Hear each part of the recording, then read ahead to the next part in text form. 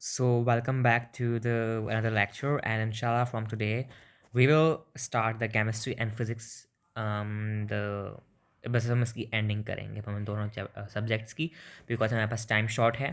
February के end में हमें केमिस्ट्री और फिजिक्स को एंड करना है। So today we have a chapter of chemistry that is the covalent bonding और द केमिकल बॉन्ड्स। ठीक है, या फिर हम इसको एक और नाम दे सकते हैं, structure of molecules. Structure of molecules कह सकते हैं, कोवेलेंट बॉन्डिंग कह सकते हैं, एंड केमिकल बॉन्डिंग कह सकते हैं। चैप्टर को तीनों नाम में हम डिस्कस कर सकते हैं। सो विदाउट वेस्टिंग टाइम हम बुक की लाइंस को रीड करेंगे और इस चैप्टर को एंड करेंगे, क्योंकि मैं आपको समझाता जाऊंगा बुक के साथ साथ, और आपकी बुक की रीडिंग भी होती जाएगी मेरे साथ साथ, और आपको डिटेल कॉन्सेप्ट मिल जाएगा इस चैप्टर का। अच्छा, इस चैप्टर को most of the students difficult समझते हैं in chemistry, and in my opinion it is also a very difficult chapter in chemistry, क्योंकि बड़ी इसमें कॉन्सेप्चुअल बातें होती हैं। अगर इसमें एक भी कॉन्सेप्ट हमारा मिस हो गया तो हमारा पूरा चैप्टर मिस हो सकता है। सो मेरे साथ साथ हर चीज़ को बहुत फोकस रख कर चलना होगा। So let's start. Introduction. The things around us compose of matter. All matter is made up of building unit of atoms. Okay. These atoms combine to form molecules. Atoms से molecule which appear in different states of matter and around us. ठीक है, atom से molecule बनता है और वो different states में exist करता है, सॉलिड, लिक्विड, गैसेस और plasma. The forces responsible for binding the atoms together in a molecule are called chemical forces और केमिकल बॉन्ड्स। अब हमें पता चल गया कि केमिकल बॉन्ड क्या होता है। जो दो एटम्स को आपस में फोर्स जोड़ती है, that is called the chemical bond. यानी कि फॉर एग्जांपल एटम ए और एटम बी दोनों आपस में कंबाइन होकर मॉलिक्यूल हैं, मगर इनके दरमियान जो ये जो बॉन्डिंग फोर्स है, that is called the chemical bond, और the binding force is called the chemical bond. These bonding forces which keep the atom held together will be discussed in this chapter. अब हम इन forces के बारे में इस chapter के अंदर detail में डिस्कस करेंगे। Why do atoms form chemical bond? Atoms जो है केमिकल बॉन्ड क्यों बनाते हैं? बड़ी इंटरेस्टिंग बात है ना ये। चलो उसको पढ़ते हैं। It is a universal rule, एक यूनिवर्सल रूल है, that everything in this world tends to become more stable. हर चीज़ इस दुनिया में चाहती है कि वो स्टेबल हो जाए, वो बिल्कुल न्यूट्रल हो जाए, वो बिल्कुल स्टेबल हो जाए, उसका कोई परेशानी ना हो। Atoms achieve stability bye attaining electronic configuration of noble gases. Helium, neon, argon और या ये तीनों आपकी नोबल गैसेज हैं। अच्छा, अब इसमें आपको कन्फ्यूजन होगी। देखिए, होता ये है, जो नोबल गैसेज होती है हमने पीरियोडिक टेबल में पढ़ा, helium, neon, argon, krypton, xenon, जो आपकी नोबल गैसेज होती हैं, ग्रुप 18 के एलिमेंट्स जो होते हैं पीरियोडिक टेबल में, ये लेस रिएक्टिव होती हैं, ये रिएक्टिव नहीं होती। क्यों? क्योंकि ये स्टेबल होती हैं। तो इसी तरह हर एटम चाहता है कि वो नोबल गैस की तरह कॉन्फ़िगरेशन इलेक्ट्रॉनिक बना ले और वो स्टेबल हो जाए और वो किसी रिएक्शन में पार्टिसिपेट ना करे। NsP2 या फिर NP6 हमने पढ़ा था ना। 4 N का मतलब है 1 2 3 4, ऐसे कि हम पढ़ते हैं ना। N का यहाँ पे मतलब है 1 2 3 और 4। अब 1s2 2p6 having 2 or 8 electrons in the valence shell is sign of stability। अब जिसके इलेक्ट्रॉनिक शेल में या फिर वैलेंस शेल में फॉर एग्जांपल किसी की इलेक्ट्रॉनिक कॉन्फ़िगरेशन एंड हो रही है NS2 और NP6 पर, या फिर इसको इस तरह कर लीजिए, इसको 1s2 और 2p6 पर किसी की valence shell electronic configuration end हो रही है। तो इसमें अगर आप काउंट करें टोटल कितने इलेक्ट्रॉन्स हो गए वैलेंस, 2 और 6 8। वैलेंस मतलब आउटर मोस्ट शेल के इलेक्ट्रॉन्स, वो इलेक्ट्रॉन्स जो कि केमिकल बॉन्डिंग में पार्टिसिपेट करते हैं। जिसके 2 हो जाएं या फिर जिसके टोटल 8 हो जाएं इलेक्ट्रॉन्स वैलेंस शेल में, वो स्टेबिलिटी का साइन शो करता है, यानी कि वो नोबल गैस को हम कह सकते हैं, उनकी कॉन्फ़िगरेशन को अपना सकता है। Attaining 2 electrons in their valence shell is called duplet rule, while attaining 8 electrons in the valence shell is called octet rule। बड़ा सिंपल है, बच्चे इसको बड़ा कंफ्यूजन समझते हैं। अगर किसी ने अपने वैलेंस शेल के अंदर 2 इलेक्ट्रॉन्स ले लिए, 2 इलेक्ट्रॉन्स अटेन कर लिए, तो उसको हम कहते हैं ड्यूप्लेट रूल। और अगर किसी ने 8 कर लिया इलेक्ट्रॉन्स अटेन, तो उसको हम कहते हैं ऑक्टेट रूल। ऑक्टेट का मतलब होता है, ऑक्ट का मतलब होता है 8, ड्यूप्लेट में ड्यूप का मतलब होता है 2। तो यहाँ से आपको पता चल जाएगा कि ड्यूप्लेट और ऑक्टेट की बात हो रही है। The noble gases do have 2 और 8 electrons in their valence shell. और यही बात हमें पता है, नोबल गैसेस के अंदर 2 या फिर 8 इलेक्ट्रॉन्स तो होते ही होते हैं वैलेंस शेल में। अगर हम हीलियम की बात करें तो हीलियम के इलेक्ट्रॉनिक कॉन्फ़िगरेशन है 1s2। इसमें आउटर मोस्ट में 2 इलेक्ट्रॉन्स, यानी कि ड्यूप्लेट रूल पे पूरा फॉलो करता है। It means that all the noble gases have their valence shell as completely filled. जब भी नोबल गैसेज स्टेबल हैं, रिएक्ट नहीं करती किसी भी रिएक्शन में, क्योंकि उनके वैलेंस शेल जो हैं कम्प्लीटली फिल्ड हैं। अब उन्हें ना तो इलेक्ट्रॉन चाहिए, ना उन्हें इलेक्ट्रॉन भेजना है अपने पास से कहीं। तो वो कहते हैं भाई हमारे पास ड्यूप्लेट और ऑक्टेट रूल कंप्लीट है, हमें कोई रिएक्शन में नहीं जाना। इसीलिए हम कहते हैं noble gases are stable and they do not want to participate in any of the chemical reaction.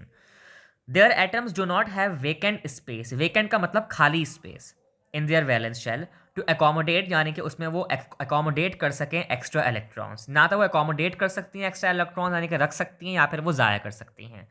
Therefore noble gases do not gain, ना फिर लूज, या तो वो गेन करते हैं, ना वो लूज करते हैं, और ना वो शेयर करते हैं इलेक्ट्रॉन्स को।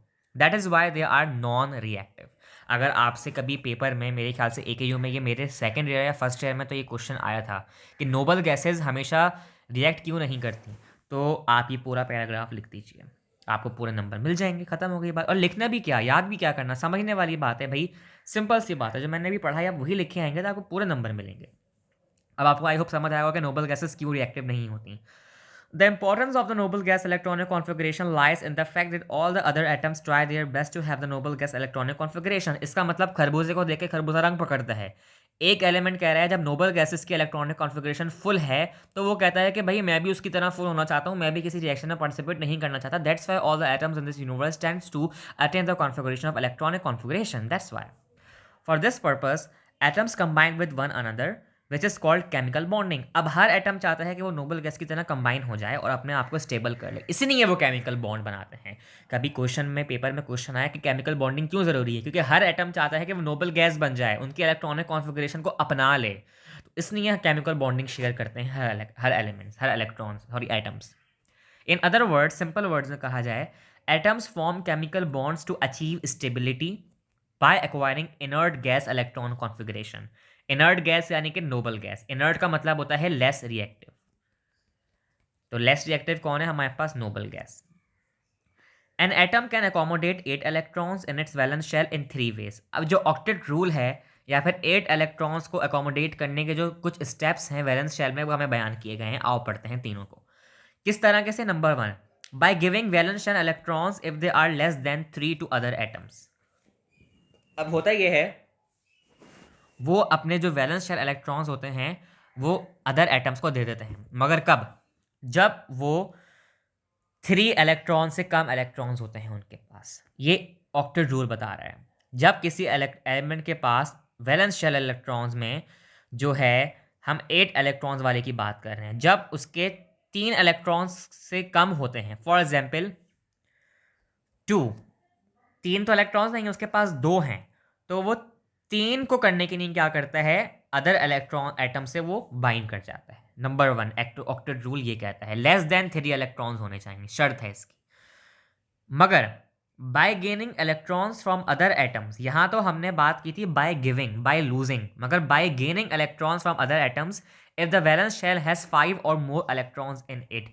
अगर वैलेंस शेल इलेक्ट्रॉन के पास फॉर एग्जाम्पल Np 5 इलेक्ट्रॉन्स हैं, एटलीस्ट 5, या फिर Np 6 इलेक्ट्रॉन्स हैं, तो वो चाहता है, यानी कि उससे ज़्यादा हैं, 5 से ज़्यादा या फिर 5 हैं, तो वो चाहता है कि मैं इलेक्ट्रॉन्स को गेन कर लूँ, मेरे पास इलेक्ट्रॉन्स आ जाएं और मैं अपना ऑक्टेट कंप्लीट करके टोटल 8 इलेक्ट्रॉन्स पूरे कंप्लीट कर लूँ अपने वैलेंस शेल में। और लूज़ करने में क्या है? जब उसके पास 2 से कम इलेक्ट्रॉन्स होते हैं, यानी कि 3 से कम इलेक्ट्रॉन्स होते हैं, यानी कि 2 इलेक्ट्रॉन्स होते हैं, तो वो चाहता है कि वो अपने इलेक्ट्रॉन्स किसी को दे दे। तो ये दोनों अलग अलग बातें हैं। By sharing valence electrons with other atoms. अब या तो वो शेयर कर सकता है, एक तो बात हो गई लेने देने की, उसने लिया उसने दिया। अब शेयरिंग की भी तो बात हो सकती है ना, मैं भी तुम्हें दे रहा हूँ और तुम भी मुझे दो, आधा आधा करके, यानी कि हम लोग शेयर कर लेते हैं, तो ये शेयरिंग भी हो सकती है इसमें। नंबर 1 है लूज करना बाय गिविंग, नंबर 2 है गेन करना, जिनके इलेक्ट्रॉन्स एग्जैक्ट 5 होंगे या उससे ज़्यादा होंगे, नंबर 3 है आपका शेयर करना। तो आप इसको शॉर्ट कीवर्ड्स में कर सकते हो नोट्स के अंदर। It means every atom has a natural tendency to have 2 और 8 electrons in its valence shell, यानी कि हर एटम के पास एक नेचुरल टेंडेंसी यानी कि प्रॉपर्टी है कि या तो उसके पास 2 या फिर 8 उसके वैलेंस इलेक्ट्रॉन्स में शेल में इलेक्ट्रॉन्स हो सकते हैं। The atoms having less than 2 और 8 electrons in the valence shells are unstable. अब ये बड़ी इंपॉर्टेंट बात है। फॉर एग्जाम्पल NS1 यानी कि लेस देन 2, 1 है लेस देन 2, या फिर NP6 8 से भी कम है 6।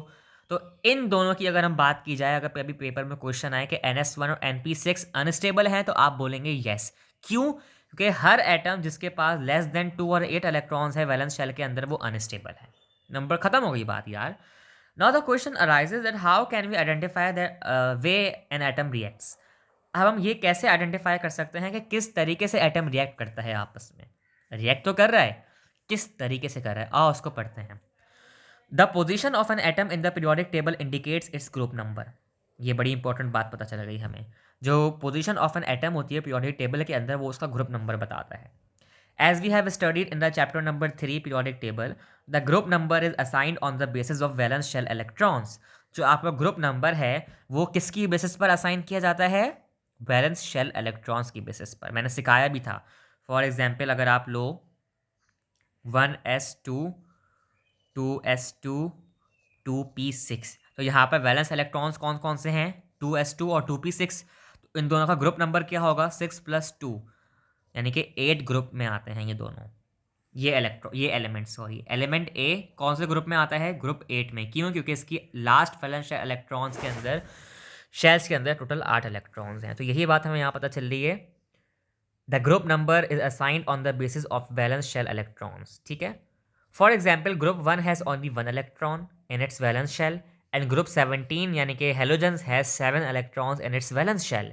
Mode of reaction of an atoms depend upon its number of valence shell electrons. It is discussed in the next section. Oh my god, बड़ा conceptual बात पता चल गई। यानी कि एटम किस तरीके से रिएक्ट करता है केमिकल रिएक्शन के अंदर, वो किस पर डिपेंड करता है? Depends upon its number of valence shell electrons. उसके पास कितने वैलेंस शेल इलेक्ट्रॉन्स हैं, केमिकल रिएक्शन उस पर डिपेंड करता है। नोट कर लो अपने रजिस्टर में ये बात। Now let's move towards the chemical bond. A chemical bond is defined as a force of attraction between atoms that holds them together in a substance. In other words, during bond formation, जब bond कोई भी किस्म का bond form होता है, there is some force which holds the atoms together. कोई ना कोई ऐसी force होती है जो कि दो atoms को आपस में together join कर रही होती है, that is called the chemical bond. So, this attaining of 8 electrons configuration in the outermost shell either by sharing या फिर लूजिंग या फिर गेनिंग इलेक्ट्रॉन्स, जो अभी हमने पढ़ा, इज कॉल्ड ऑक्टेट रूल। बड़ी सिंपल बात है। अगर कभी क्वेश्चन में आए MCQs में ऑक्टेट रूल क्या है, तो ये डेफिनेशन होगी शेयर, लूज या फिर गेन करना 8 इलेक्ट्रॉन्स का वैलेंस शेल के अंदर is called octet rule. This octet rule only symbolizes that noble gases electronic configuration should be attained by atoms when they combine to react और react. ये हमें बात बताती है जब भी एटम्स आपस में कंबाइन करते हैं तो वो नोबल गैसेस की इलेक्ट्रॉनिक कॉन्फिगरेशन यानी कि इनर्ट गैसेस के इलेक्ट्रॉनिक कॉन्फिगरेशन को अटेन करना चाहते हैं।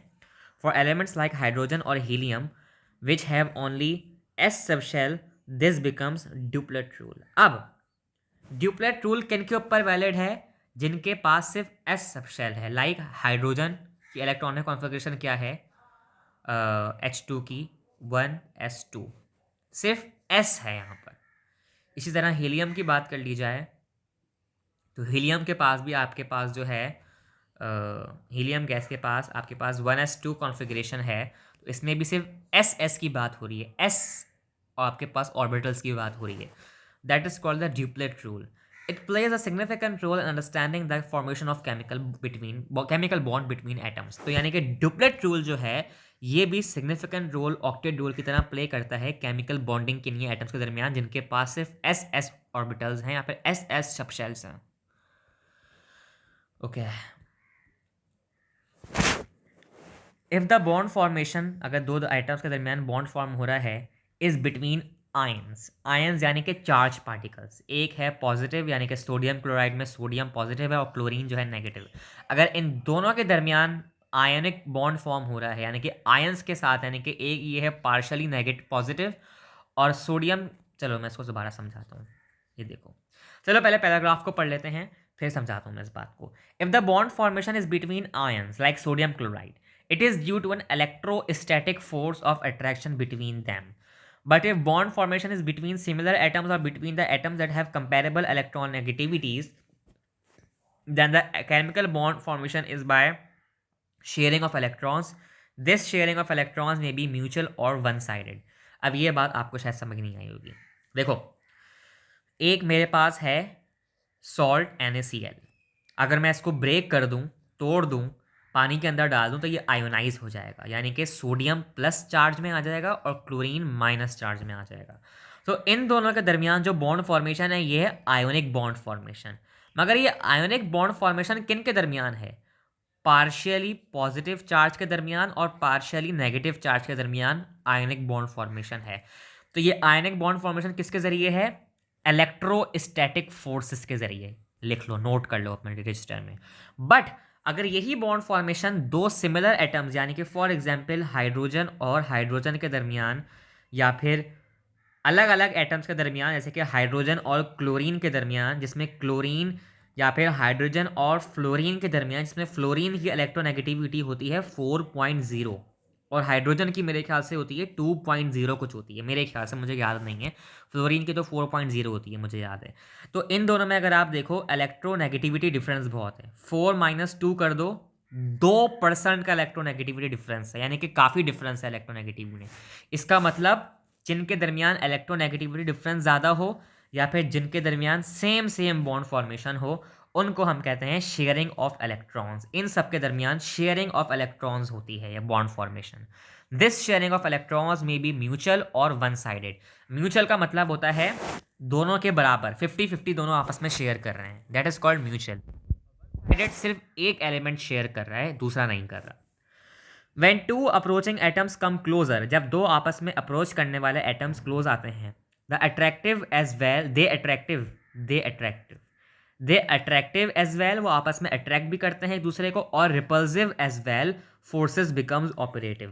रिपल्सिव का मतलब एक दूसरे से अलग अलग हो जाना, तुम दूर जाओ, वो कह रहा है तुम दूर जाओ, वो कह रहा है तुम दूर जाओ। रिपल्जन हो रही है इन दोनों के दरमियान, अट्रैक्शन नहीं हो रही। अट्रैक्शन तो करीब आना हो रहा है, वो कह रहे हैं दूर जाओ।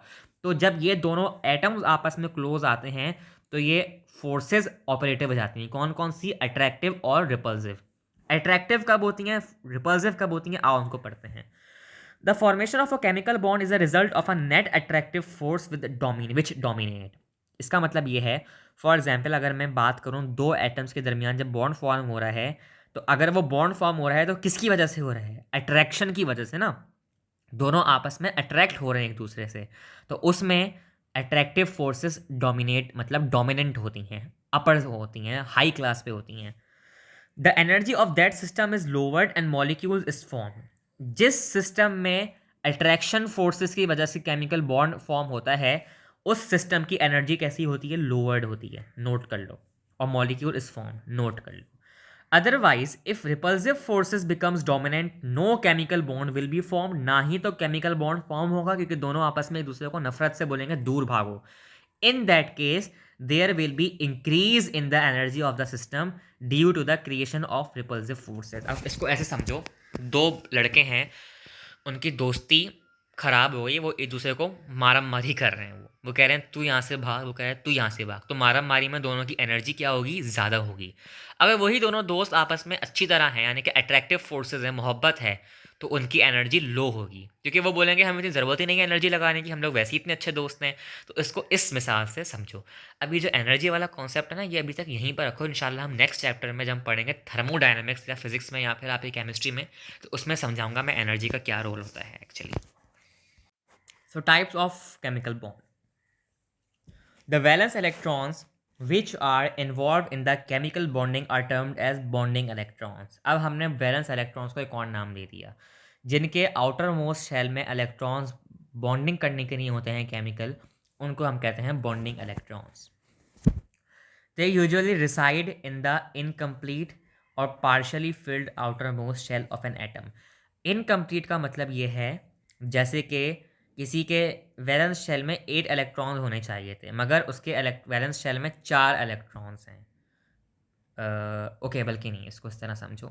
फॉर एग्जांपल किसी के वैलेंस शेल में 10 इलेक्ट्रॉन्स होने चाहिए थे, मगर 4 इलेक्ट्रॉन्स हैं, तो ये है incomplete valence shell electronic configuration.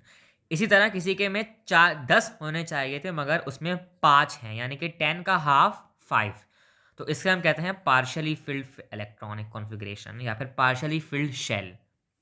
Depending upon the way how these valence electrons are involved in the bonding, they result in the following 4 types of chemical bonds. अब डिपेंडिंग अपॉन इन 4 ऐसे बॉन्ड्स बनाएंगे, 4 ऐसे bonds बनाएंगे कौन? Valence electrons, जिनकी मदद से हम आइडेंटिफाई कर सकेंगे कौन सा बॉन्ड बना रहे हैं। कैसे? आओ पढ़ते हैं। 4 तरीके के बॉन्ड एग्जिस्ट करते हैं हमेशा एटम्स के दरमियान दुनिया के अंदर।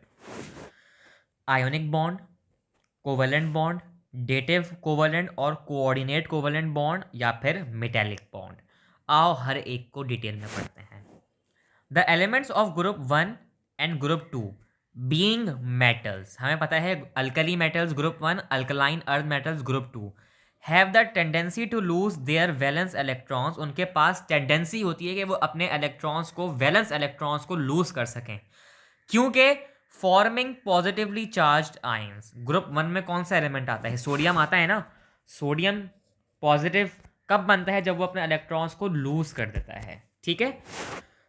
Where is non metals of group 15 to लेकर group 17 have the tendency to gain और एसेट इलेक्ट्रॉन्स। अगर मैं क्लोरीन की बात करूं, chlorine is the group from group 17, तो ये नेगेटिव चार्ज है क्योंकि ये इलेक्ट्रॉन्स को गेन करता है। इलेक्ट्रॉन का गेन हो रहा है तो यानी कि ऐड हो रहा है इलेक्ट्रॉन, तो नेगेटिव चार्ज आएगा उस आयन पर।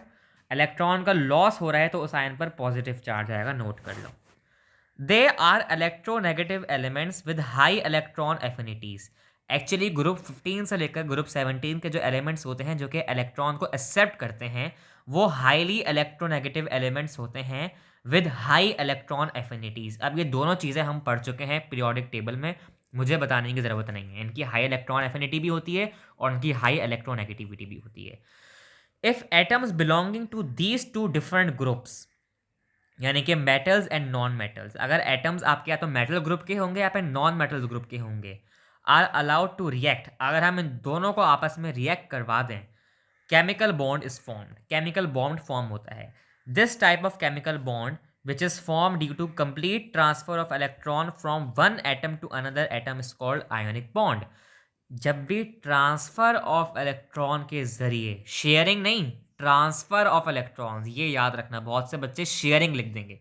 शेयरिंग हो जाएगी तो फिर कोवेलेंट बॉन्ड बन जाएगा, ट्रांसफर हो जाएगा तो आयोनिक बॉन्ड बन जाएगा। कैसे? आओ पढ़ते हैं। The formation of NaCl common salt is a good example of this type of bond. कैसे? आओ पढ़ते हैं इसको डिटेल के अंदर। पहले मैं ये सब मिटा दूं ताकि आपको समझ आ जाए।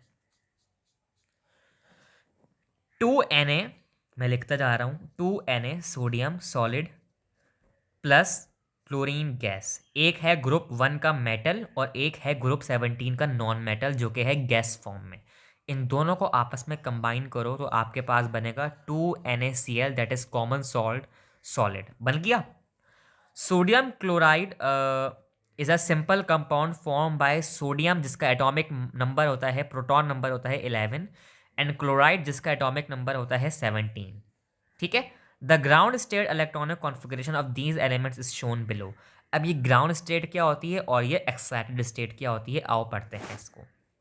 देखो भाई, लेट सपोज सोडियम का एटॉमिक नंबर है 11, 1s2, 2s2, 2p6, 10 और 3s1, कितने हो गए?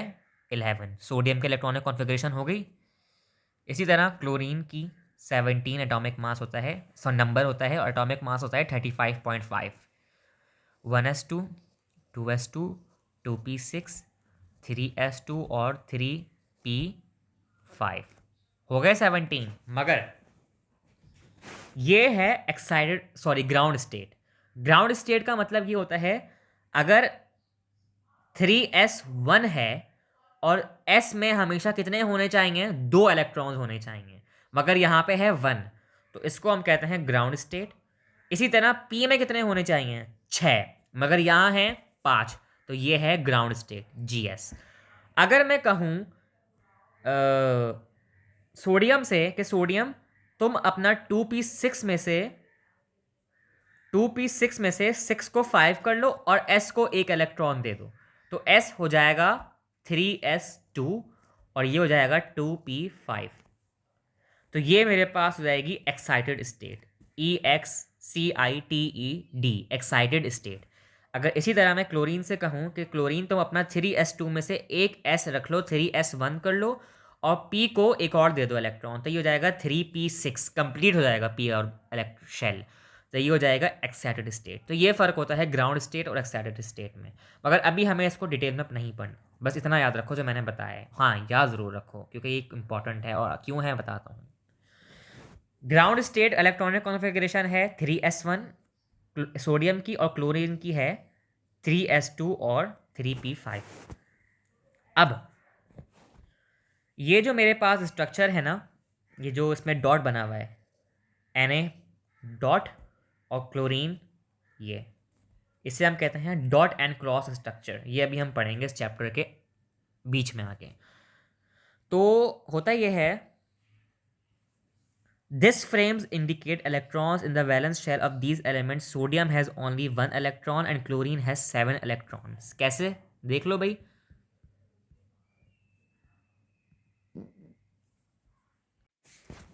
3s1 सोडियम के पास 1 इलेक्ट्रॉन्स हैं आउटर मोस्ट शेल में, ग्राउंड स्टेट की बात हो रही है, एक्साइटेड स्टेट को भी जहन से निकाल दो। क्लोरीन के पास कितने हैं, 3s2 2 प्लस 3p5 5 5 प्लस 2 7। तो इसलिए जब सोडियम के पास एक था तो मैंने एक डॉट बनाया, और क्लोरीन के पास 7 थे तो मैंने 7 क्रॉस बनाया। That is called dot and cross structure. आसान है, वैलेंस इलेक्ट्रॉन्स को देख के वे आप बना सकते हो डॉट एंड क्रॉस स्ट्रक्चर, ठीक है। सोडियम बीइंग इलेक्ट्रोपॉजिटिव क्योंकि मेटल है, tendency to lose electron, and chlorine being an electronegative element, यानी कि सोडियम जो है इलेक्ट्रोपॉजिटिव है। इलेक्ट्रोपॉजिटिव मतलब जिनके पास मेटेलिक करेक्टर है, मेटेलिक करेक्टर मतलब जो इलेक्ट्रॉन को लूज कर सकते हैं। क्लोरीन हालांकि इलेक्ट्रोनेगेटिव एलिमेंट है, क्यों, क्योंकि वो नॉन मेटल है और नॉन मेटल हमेशा इलेक्ट्रॉन को गेन करते हैं।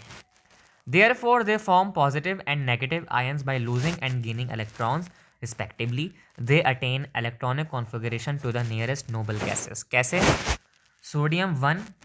सोडियम ने अपना इलेक्ट्रॉन लूज किया और बाहर निकाल दिया और ये पॉजिटिव चार्ज हो गया। तो इस तरह 1s2 2s2 और 2p6 किसकी इलेक्ट्रॉनिक कॉन्फ़िगरेशन हो गई, नियॉन की। 3s1 सोडियम ने अपना बाहर निकाल के फेंक दिया, कैंसिल कर दिया, तो क्या बचा 2s2 और 2p6, 6 प्लस 2 8, यानी कि नियॉन की इलेक्ट्रॉनिक कॉन्फ़िगरेशन हो गई। इसी तरह क्लोरीन 7 इलेक्ट्रॉन्स हैं, इलेक्ट्रॉन को गेन किया, 8 इलेक्ट्रॉन्स ले लिए उसने, यानी कि 1s2 2s2 2p6 3s2 और 3p6। आर्गॉन की इलेक्ट्रॉनिक कॉन्फ़िगरेशन यानी कि 18 इलेक्ट्रॉनिक एटॉमिक नंबर हो गया आर्गॉन। क्यों केमिकल बॉन्ड फॉर्म होते हैं, नोबल गैसेस के इलेक्ट्रॉनिक कॉन्फ़िगरेशन को अटेन करने के लिए। क्या इन दोनों ने कर लिया आपस में electronic configuration attain noble gases की, यस। अब ये जो बाकी का पूरा पैराग्राफ है ये आपका होमवर्क है, आप इसे कल तक रीड करोगी और मुझे इसको समझ के अगर आपको कुछ समझ नहीं आया तो मुझे बताओगी। बाकी ये पैराग्राफ आपका होमवर्क। आज का लेक्चर इतना ही है, करें।